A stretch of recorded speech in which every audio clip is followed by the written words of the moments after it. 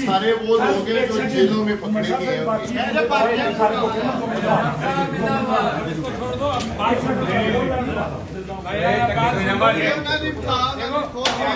कैमरे में रिकॉर्ड करना से ज्यादा अच्छा है दिल में रिकॉर्ड करना, ठीक है ना? क्या कैमरे में आदमी मसरूफ रहता है कि ये भी आ जाए मैं भी आ जाऊँ। बात दिलों की है। एक तो मैं आप सब लोगों का शुक्रिया अदा करना चाहता हूँ कि पाकिस्तान की खातिर जिसने मार खाई, जो जेल गया, जिसने कुर्बानी दी, ये पाकिस्तान पर बहुत बड़ा एहसान है आपका। मेरे ऊपर एहसान है, दूसरों की तो बात छोड़ो, मेरे ऊपर एहसान है।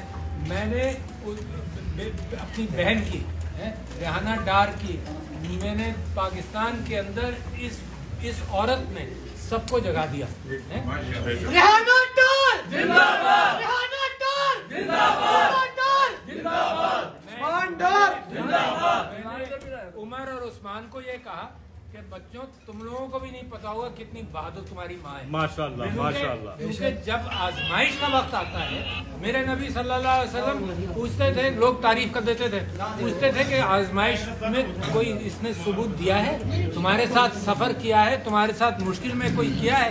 तो मेरी बहन रेहाना ने आजमाइश में सारे इसको पाकिस्तान में कितने लोग जानते थे, ये अब हर पाकिस्तानी जिंदाबाद, जिंदाबाद।